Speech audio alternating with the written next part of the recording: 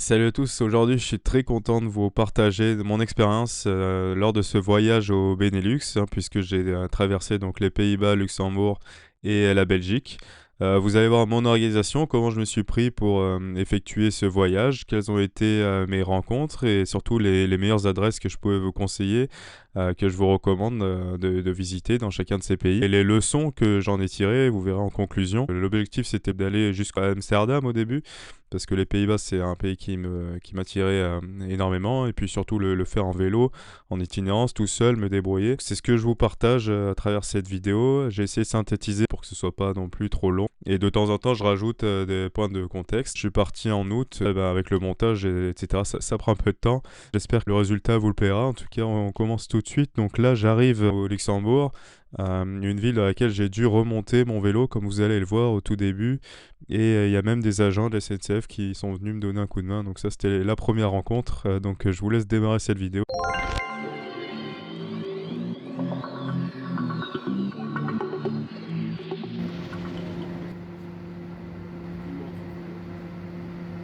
Le vélo pour le mesurer, ils ont bien. Ah oui. Donc, si vous le mettez là-dedans, il n'est pas considéré comme un vélo. Ouais, voilà, c'est considéré comme un bagage. Qu'est-ce qui vous reste là à faire? Je crois que ça, il faut tourner, non?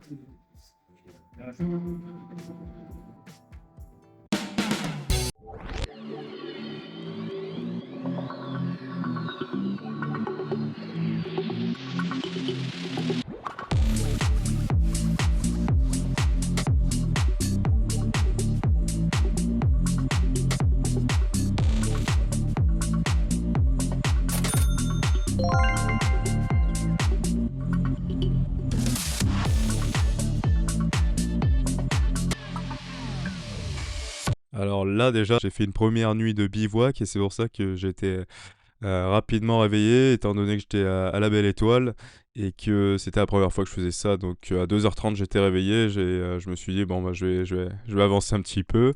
Et puis au bout de 1h30, 2h, j'ai fait une nouvelle pause pour dormir un petit peu, reprendre de l'énergie. Puis dans cette nuit noire, bon heureusement, je suis bien tombé. Là, c'était une nuit où il y avait plein d'étoiles filantes. Donc pendant 20 minutes, j'ai dû observer ce spectacle dont j'étais le seul observateur, dans la ville. Là, c'était assez lunaire, l'atmosphère. Là, j'ai fait cette petite pause sur un chemin vraiment au calme. Et puis j'ai dû dormir 1 heure, mais pareil, j'étais un peu frigorifié, donc c'était pas la meilleure expérience. Honnêtement, la prochaine fois, je planterai la tente. Faut pas hésiter, je pense, sur ce type de petit chemin où ça peut s'y prêter. Voilà, tu plantes la tente pour quelques heures, tu dors, et puis dès qu'il y a le premier rayon de soleil, tu repars. Enfin, c'est totalement compréhensible. Je pense pas que ce soit illégal, même si j'avais des petites inquiétudes, parce que je sais que notamment en France, c'est compliqué. Et donc après, je suis reparti là de Apst.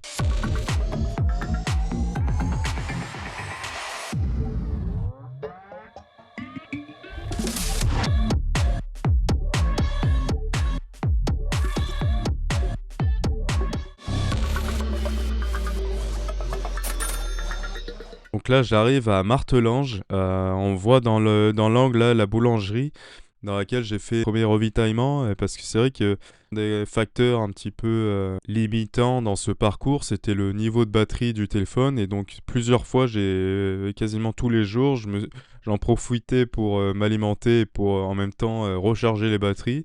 Et là aussi, ouais, c'est vrai que cette matinée, bon, c'était un peu éprouvant. Je sais pas si vous avez vu dans la photo que j'ai mis de moi-même. Bon, j'étais un peu fatigué. Et en plus, là, c'était beaucoup de dénivelé. J'ai pas forcément pu suivre un itinéraire d'Eurovélo tout le long. Il y a juste quand j'étais sur le chemin vers Maastricht, quand on verra juste après. Mais donc là, comme vous voyez là, sur le côté, j'ai fait une petite recherche sur Maps, j'ai vu qu'il y avait un bus. Et donc voilà, j'ai pris le car ici jusqu'à Liège. Donc ça a permis quand même de faire une grosse économie en termes d'énergie. J'avais très peu dormi. Et ça a fait avancer vers les Pays-Bas, c'est ce que je voulais. Donc un prix très correct. Et la personne que vous voyez sur la gauche, je la remercie. Il m'a aidé pour mettre mon vélo.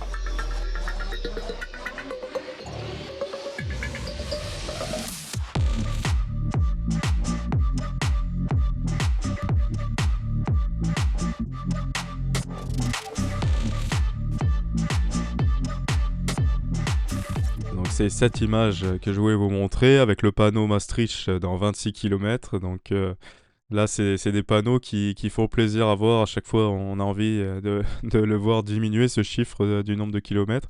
Ça veut dire qu'on avance.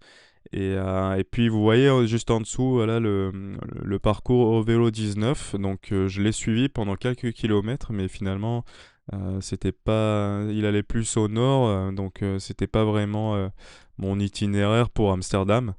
La prochaine fois, bon, je dirais, je le redirai dans les conclusions, mais la prochaine fois, je pense que ce serait plus pertinent de suivre totalement un itinéraire de revélo parce que c'est quand même beaucoup plus reposant, je pense, que moins besoin du téléphone, par exemple. Et puis aussi, on sait que c'est aménagé, c'est fait pour. Juste après, donc il y a un court extrait. J'ai essayé de faire la discussion avec des photographes que j'ai croisés. Bon, on n'a pas les photos de là où ils étaient, mais j'ai échangé avec eux et je m'attendais à parler. Enfin, je savais pas trop justement parce qu'il y a 3 langues différentes en Belgique, mais finalement on a parlé en français. Et puis bon, j'ai pas exactement compris d'où ils venaient. N'hésitez pas à me dire dans les commentaires si vous avez compris. Mais ça me faisait plaisir, voilà, ça me tenait à cœur également de faire en sorte que tous les jours je sorte encore plus de ma zone de confort en allant parler à des locaux. La poupée, là au bout. Il y a Cormora sur le voilà, Cormora vient de s'envoler. Vous êtes d'ici? 3 pour 3. Ouais. Ok, je vais aux Pays-Bas, direction Maastricht et après Amsterdam. Ouais, je vais pas refaire pareil. Bonne continuation.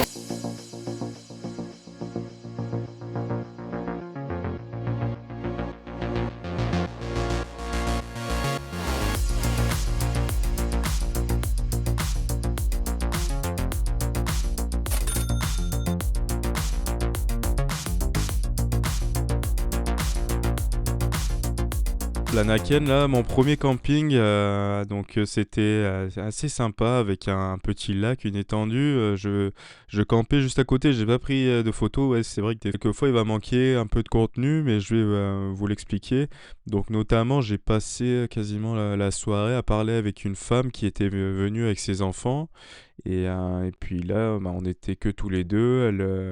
Elle était vraiment très, très gentille. Elle m'a partagé un peu la nourriture qu'elle avait, même si voilà, j'en avais amené également. On le voit, je suis passé à Lidl entre-temps, c'est pour ça que j'ai rajouté sur la cagnotte, mais il y a pas de photo évidemment, ça n'avait pas trop d'intérêt. Super soirée, vous allez voir que le lendemain était un peu plus complexe.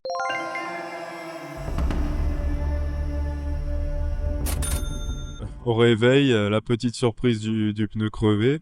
Bon, c'était la plus grosse difficulté du voyage. Donc là, le pneu était regonflé. J'ai changé la chambre à air, hein, et toujours prendre une chambre de secours.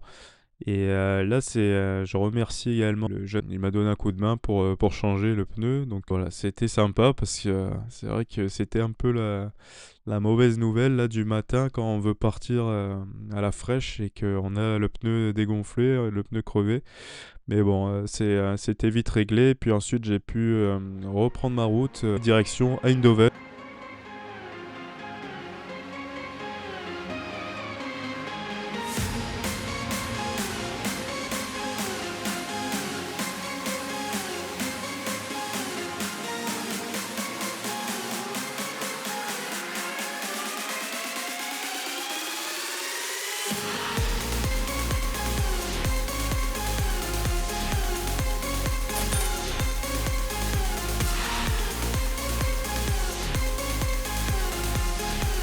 Ah ouais, à Eindhoven, j'ai passé très longtemps dans ce bar Voor 8 avec le petit cocktail.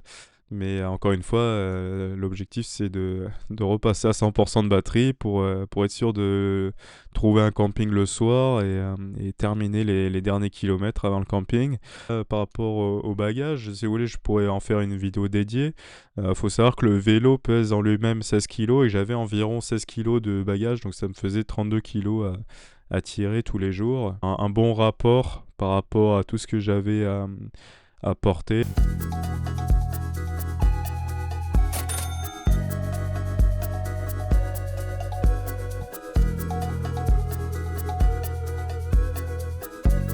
Pour vous parler donc un peu plus en détail de mon organisation pour trouver un lieu où dormir, c'est vrai que j'y allais un peu à l'improviste, hein, à peu près vers 4 heures, 5 heures, je m'activais et je passais les coups de fil sur les campings qui étaient dans les environs de là où je pensais terminer la journée. Et aussi, éventuellement, si je voyais qu'il y avait possibilité de demander pour dormir sur un terrain, planter la tente, etc. Bah là, j'en ai profité. Il y avait un terrain de foot et il y avait évidemment de l'espace où c'est simplement de l'herbe. Donc j'ai d'abord demandé à un coach, puis un deuxième coach, puis ils m'ont amené vers le président. Et le président, il a accepté de me mettre sur le côté, là. Donc, comme on voit dans l'image, c'était finalement une des meilleures nuits que j'ai pu passer. Et voilà, moi, je suis passionné de foot et j'ai pu regarder l'entraînement. J'ai pas pu y participer, hein. J'avais demandé également au coach, mais honnêtement, c'est une des soirées que j'ai préférées, voilà, en toute simplicité. Ensuite, vous allez voir que j'ai continué. Donc, je suis parti tôt le lendemain. Il y a eu beaucoup de kilomètres, hein, pour avancer vers les prochaines villes des Pays-Bas. Je vous ai mis le contenu également qui m'a beaucoup inspiré là. C'est le joueur d'échecs de Cosmos, un podcast que j'ai écouté sur Spotify. J'ai vraiment trouvé super. Donc, c'est pour ça que je voulais partager. Prochain cap, c'est Utrecht.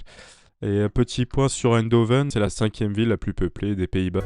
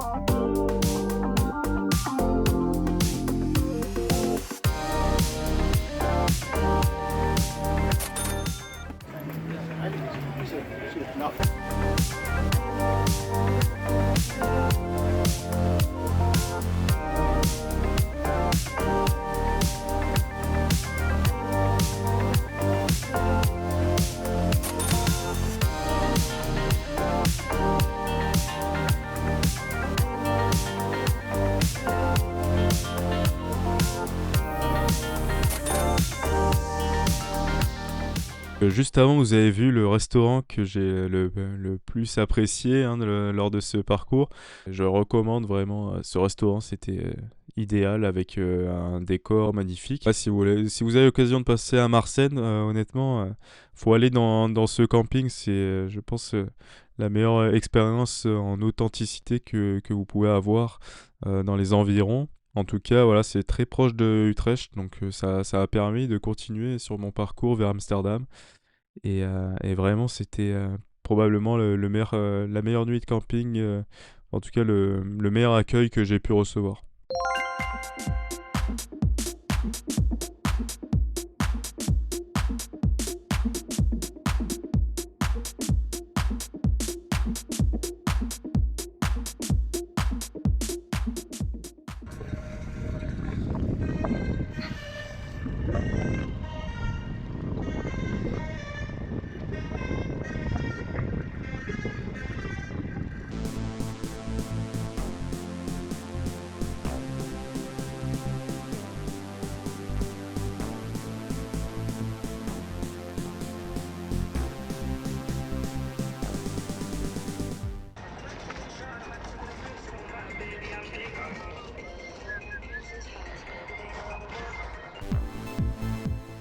Là, c'était probablement la meilleure matinée. J'étais très heureux de me dire que dans la journée, j'allais arriver à Amsterdam. Et puis c'est vrai, voilà, comme vous les avez vu, donc des chemins comme ça, je me sentais vraiment le plus heureux du monde. Et là, c'est vrai qu'il y a eu, il y a eu ce petit inconvénient dans cette matinée, c'est que j'ai perdu une vis. Donc on voit là que j'ai essayé de me débrouiller juste avec une sangle et d'accrocher la sacoche, éviter qu'elle tape trop sur le vélo. Donc après, j'ai pu continuer comme ça jusqu'à Amsterdam. Je suis allé dans un réparateur de vélo là, et il m'a donné la vis qui manquait, donc c'était super.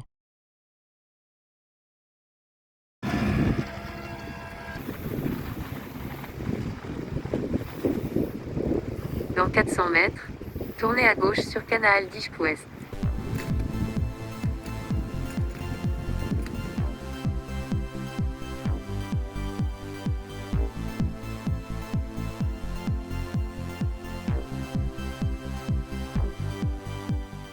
Voilà, j'arrive à Amsterdam, je suis très content, je me dis que je vais pouvoir visiter toute la journée.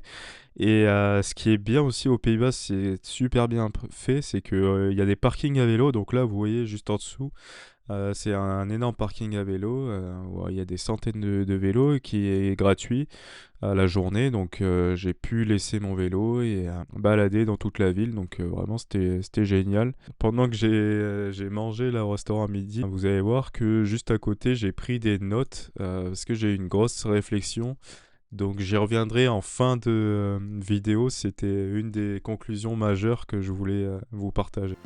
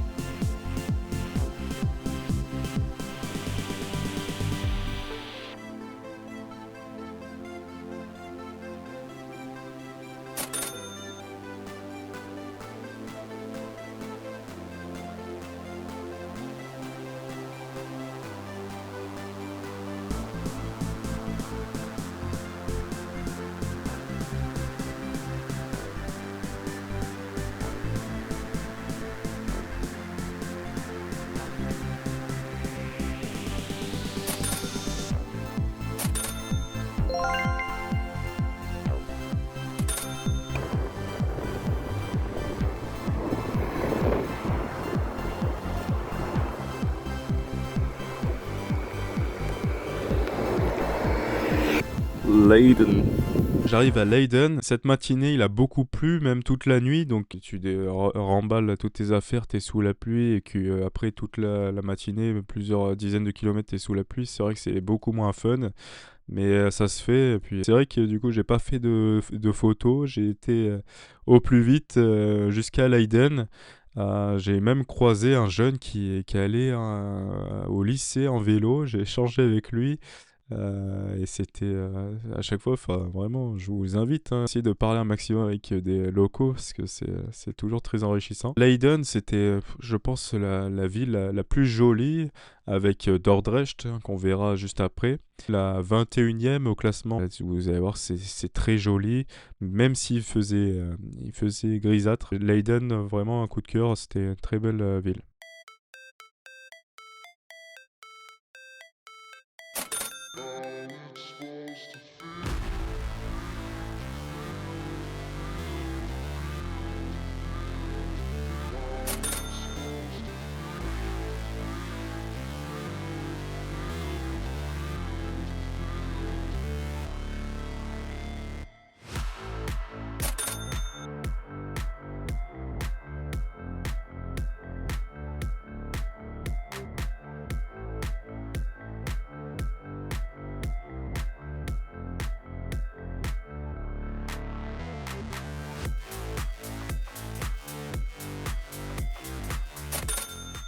Et Stroopwafel, là, c'est peut-être la meilleure découverte. Vraiment, c'est un délice, et surtout celles qui viennent de Van Schaik. Ils le font devant vous, et franchement, le goût est impressionnant, c'est super bon.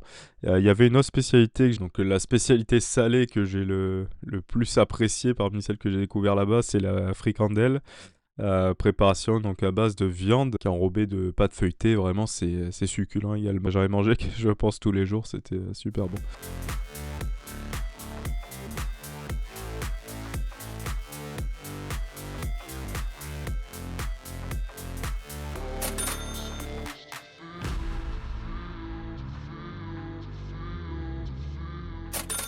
Nouvelle nuit de camping, donc là, c'est je pense, l'échange le plus long lors de cette soirée avec 3 Hollandaises. Le camping, bon, encore une fois, voilà, je vous ai mis le prix moyen, c'était 15 € par nuit. Donc à chaque fois que j'étais en camping, j'ai mis 15 € à compter dans la cagnotte, et entre 10 et 20 quoi, mais c'était toujours dans ces environs.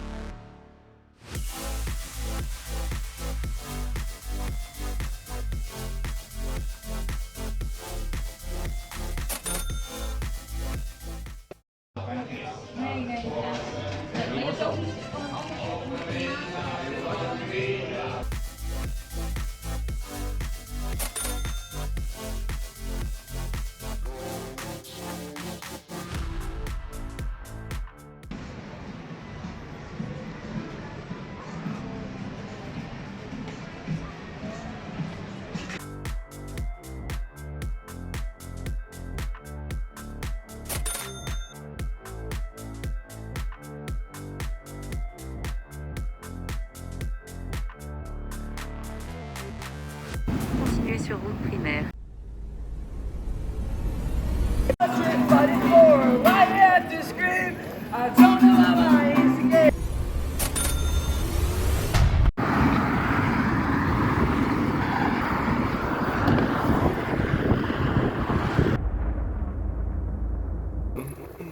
Tournez à gauche sur Binan-Noir-d'Ixeban.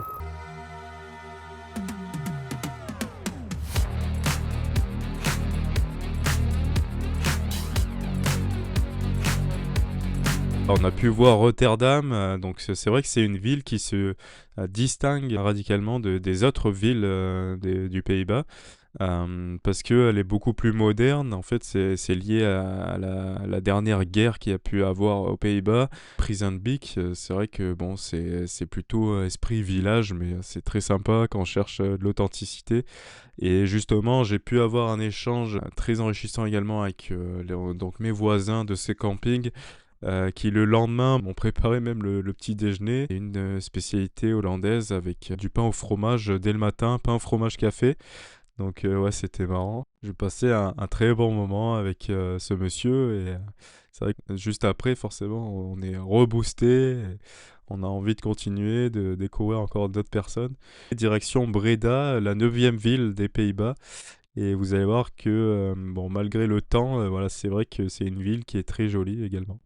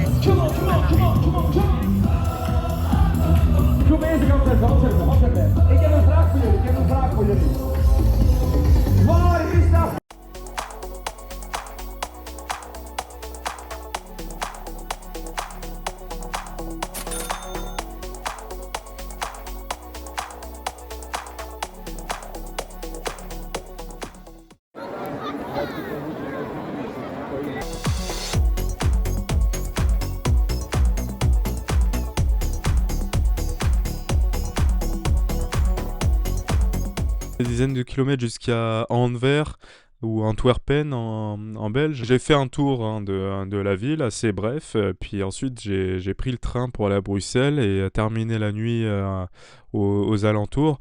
Et donc là, j'étais un peu désespéré, je vous avoue que je trouvais pas de camping. Et je suis tombé donc sur ce cycliste. Et j'ai saisi l'opportunité. Je lui ai demandé si je pouvais dormir dans son jardin, par exemple, planter la tente, ou s'il avait une idée d'où c'est que je pouvais planter la tente. Et donc, il m'a amené vers un terrain de aircraft. C'était la deuxième nuit de bivouac.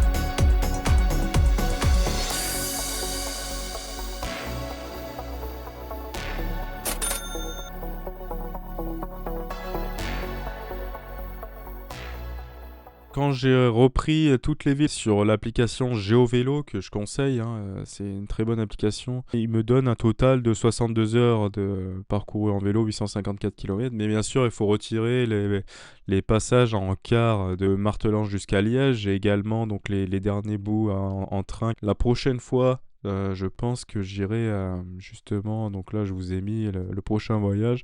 Je me dis l'Eurovélo 12, s'il y en a qui sont motivés pour le faire, ce serait pourquoi pas réfléchir à le faire à plusieurs, ce serait super également. Mes conclusions sur ce voyage, donc notamment ce que j'ai mis à Amsterdam, je sais pas si vous avez fait pause, si vous étiez curieux. C'est vrai que j'ai eu cette grosse réflexion à me dire, est-ce que je passe plusieurs jours à Amsterdam, je visite vraiment cette ville, ou est-ce que je continue de pédaler tous les jours, de voir d'autres villes?